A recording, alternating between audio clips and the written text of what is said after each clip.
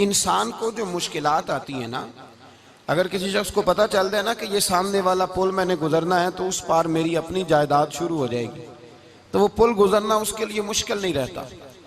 अगर किसी को पता चल जाए कि बस ये 2 सड़कें हैं मैंने अबूर करनी है, फिर मेरे लिए सफ़र आसान हो जाएगा, तो वो झटपट गुजर जाता है। ना धूप देखता है, ना थकावट देखता है, ना रश देखता है, ना गाड़ियों की रेल पेल देखता है, गुजर जाता है।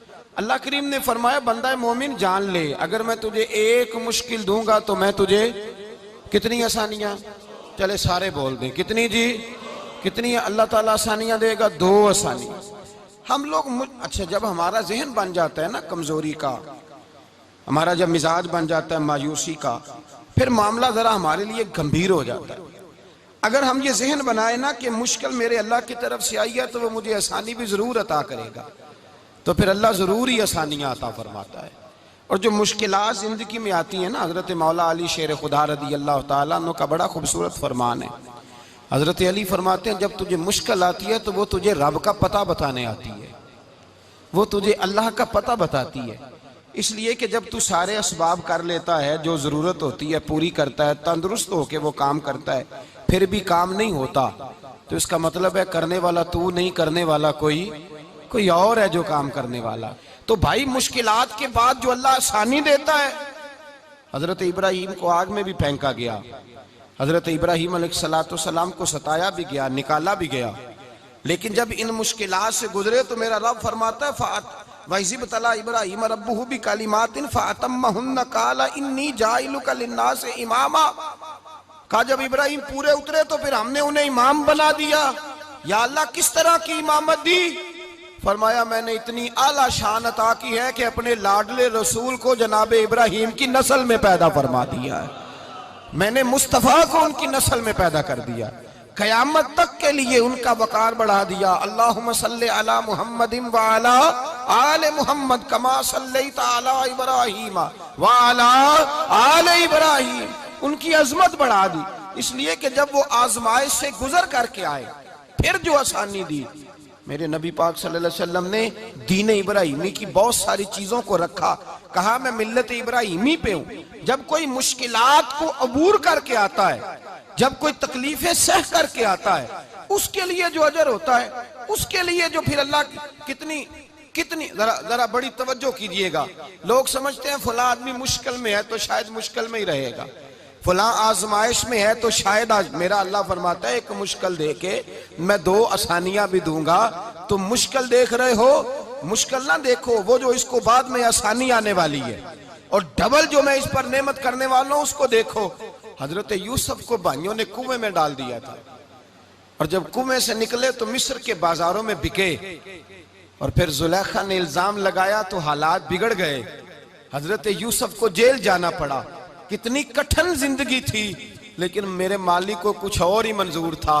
कुएं में गिरने वाले, बाजार में बिकने वाले, जेल में जाने वाले, इल्जाम लेने वाले जनाब यूसुफ को रब करीम ने उसी मिस्र का बादशाह बना दिया, अल्लाह पाक ने उसी मिस्र का हुक्मरान बना दिया।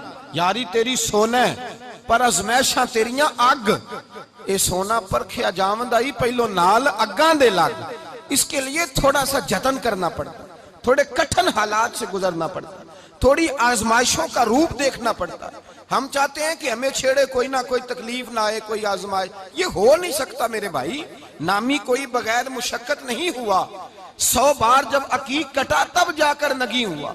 हम चाहते हैं कि हमें कुछ भी दिक्कत ना आए, मुश्किलात ना आए, और मुश्किलात तो इंसान को संवारती हैं भाई, वो तो निखारती हैं। कभी पूछा करो जाकर के किसी गंदम के दाने से कि तू कहां कहां से होके आया है, कहां कहां से निकल के आया है, तो वो बतलाएगा कि बड़े मुश्किल मराहल से गुजरा हूं, और फिर अल्लाह ने मुझे ताकत दी है कि मैं इंसान के वजूद का हिस्सा बनाऊं।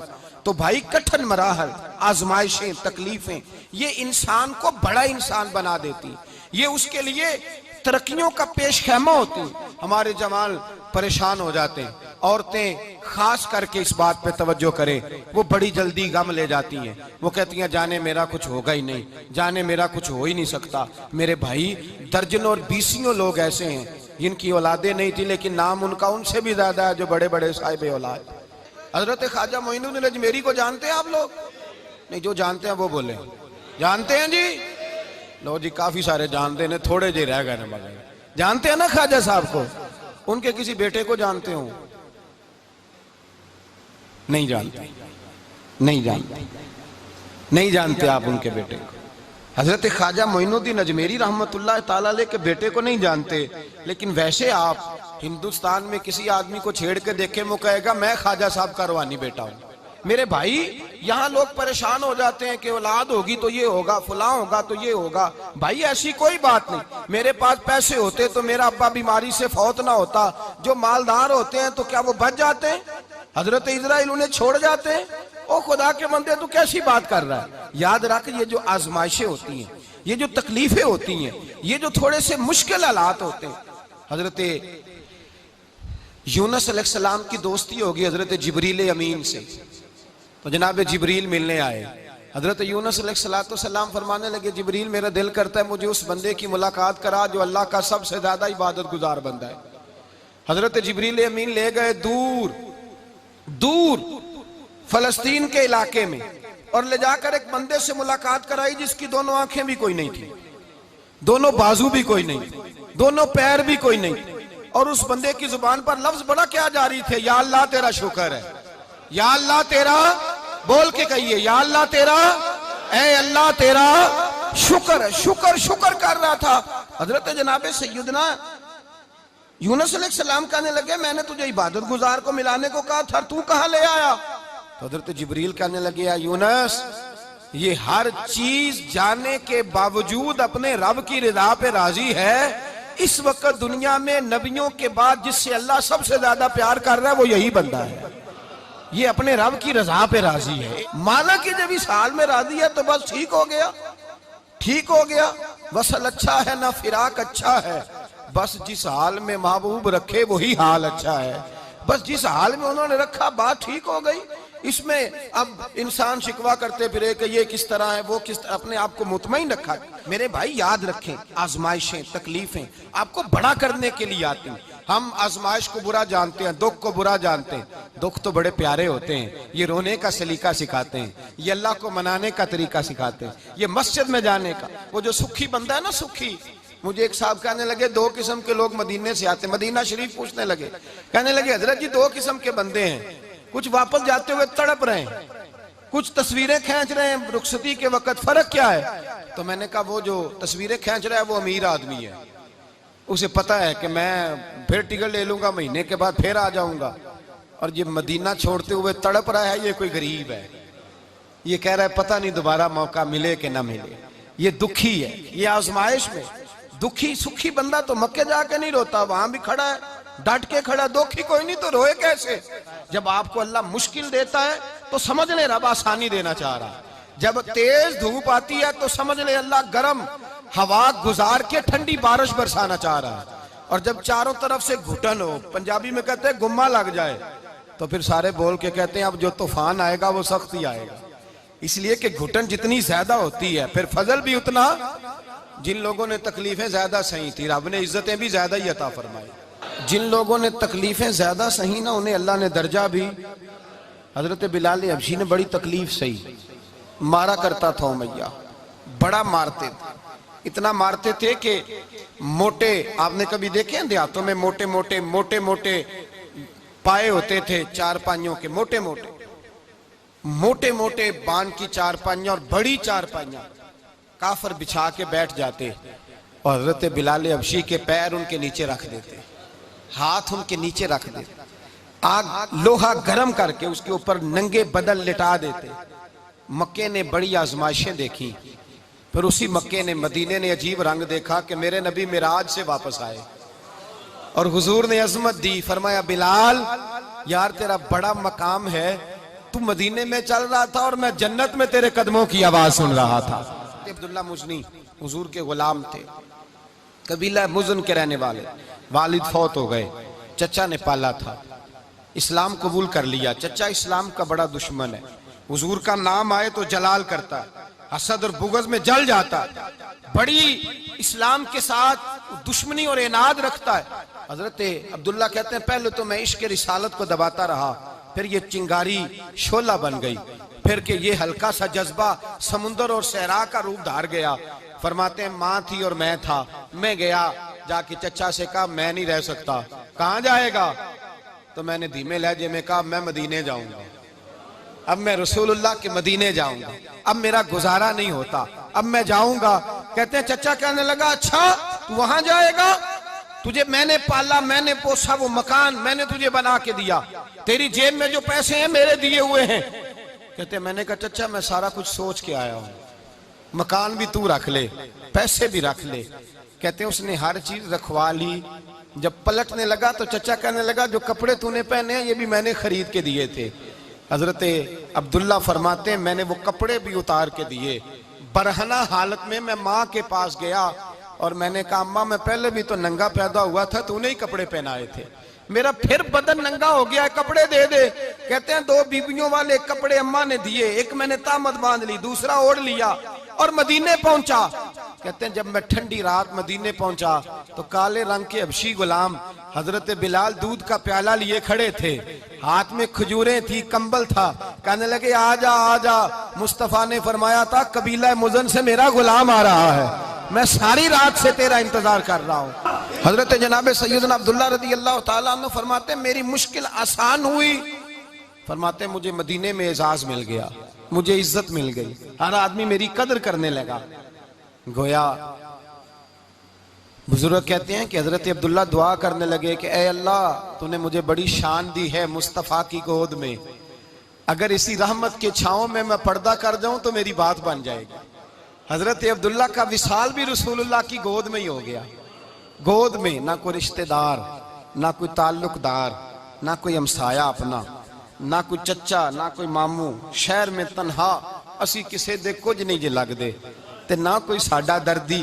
तनाई जनाजा उठा तो उठाने वाले कौन है? अबू बकर सिद्दीक, फारूक आजम, उस्मान गनी, मौला अली, हसनैन करीमैन जनाजे में शामिल।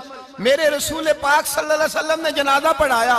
देखो मुश्किल काटी थी तो आसानी का रंग देखो, आसानी का अंदाज देखो।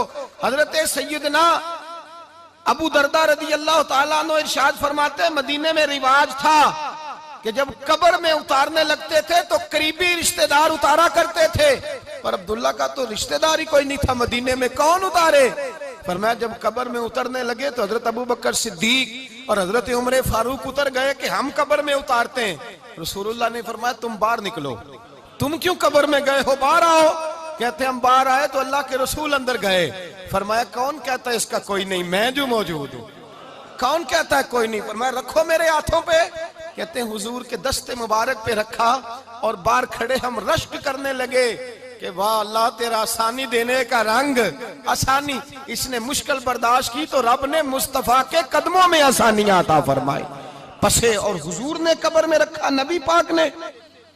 हजरत जनाब सैयदना अली उल मुर्तजा शेर खुदा करम अल्लाह ताला वजहुल करीम की वालदा हजरत फातिमा बिनते असद रदी अल्लाह ताला, हजरत अली की वालदा, बड़ा प्यार किया मेरे नबी पाक के साथ। हुजूर इनके घर में रहे, इनके घर में परवरिश पाई। हजरत अली कहते हैं मेरी अम्मा पहले रसूलुल्लाह का ख्याल रखती, गुर्बतों के जमाने में नबी पाक का साथ दिया, मक्का मुखालफत करता तो जनाब फातिमा हुजूर का ख्याल रखती। फातिमा बिनते असद बड़ा प्यार किया, बड़ी मोहब्बत की मौला अली की वालदा ने, हर दुख हर तकलीफ काटी, लेकिन रसूल कायनात सल्लल्लाहु ताला अलैहि वसल्लम का साथ ना छोड़ा। और यहाँ तक रिवायात में मिलता है कि जनाब फातिमा तज़्ज़ारा जब ब्याह के उनके घर गई तो बाहर से सौदा ला के देती। हजरत फातिमा से बड़ा प्यार करती, बड़ी मोहब्बत, मुश्किलात में साथ दिया। जब विसाल हुआ तो फरमाते कोहराम मच गया मदीने में। लोग मिन्नतें करते थे कि हुजूर का एक बाल मिल जाए तो कब्र में बख्शिश का सामान हो जाएगा। रसूल पाक ने फरमाया जब जनाब अली की वालदा को गुस्ल दे लो तो कफन पहनाने से पहले मेरे पास आना। कहते हैं जब गुस्ल दे लिया तो अर्ज की हुजूर गुस्ल हो रहा है, कफन का क्या करना है? हुजूर अंदर गए, कमीज बदली और जो कुर्ता पहना हुआ था उतार के दिया। फरमाया वो अली की माँ नहीं मेरी माँ है, उसने मेरे लिए बड़ी तकलीफें सही हैं, बड़ी मुश्किल देखी है। फरमाया इस तरह करो मेरे कुर्ते में उसे कफन दो। हुजूर ने जनाजा पढ़ाया, अपने कुर्ता लिबास मुबारक में कफन दिलाया। फिर जब वो दफन हुई तो हुजूर कब्र पे खड़े हुए, खड़े होकर फरमाया ऐ अल्लाह अपने सारे नबियों के वसीले से और मेरे वसीले से मेरी अम्मा की बख्शी फरमा दे। फिर जो आसानियां मिली उन लोगों को, तो उनकी कब्रों तक आसानियां मिली, फिर उनको कयामत तक के लिए आसानियां मिली जिन्होंने मुश्किलात को देखा। और भाई जो सोए रहे, जो आराम करते रहे, जिन्होंने मुनासिब ही न समझा कोई कठिन मरहला तय करना, जिन्होंने कहा ना ना ना ना हम तो सुख के साथी हैं, हम तो सुकून के साथी हैं भाई, हम तो सलूट के साथी हैं, जब मौजें लगेंगी तो दौड़ के पहुंचेंगे, कहेंगे हमारा भी तल्लक बनता है, हमारी भी रिश्तेदारी होती है, हमारे भी राब्ते होते हैं, फिर दौड़ करके पहुंचेंगे। असल साथी वो होता है जो दुख का साथी होता है, आजमाइश का साथी, मुश्किलात तुझे ऊंचा उड़ाती। हजरत सलमान फारसी कहते हैं मैं नबी पाक की तलाश में निकला था, हुजूर की तलाश में निकला, और मैंने कई साल हुजूर को ढूंढा, कभी एक दरवाजे, कभी एक दरवाजे, कभी दूसरे दरवाजे, कभी तीसरे दरवाजे। फरमाते मैं शहजादा था पर बिकता बकाता मदीने आया, मैंने नबी पाक की तलाश में यहूदियों की गुलामी भी की, तेरी तलाश में फिरा मैं जंगल पहाड़ और दश्त में। फरमाते हैं बड़ी तकलीफ काटी, बड़ी आजमाइश देखी, लेकिन उस दिन मुझे सारे दुख भूल गए, उस दिन मेरी सारी तकलीफें आसानियों में बदल गई, जिस दिन मेरे नबी ने मेरा बाजू थाम के कहा सलमानु मिन्ना अहलल बैत, फरमाया सलमान को तो मैंने अपनी अहले बैत में शामिल कर लिया है। फरमाते इतनी बड़ी फजीलत के मैं रसूलुल्लाह के खानदान में जा शामिल हुआ। तो भाई याद रखें, जब आपको मुश्किल आती है तो आपको आसानी देने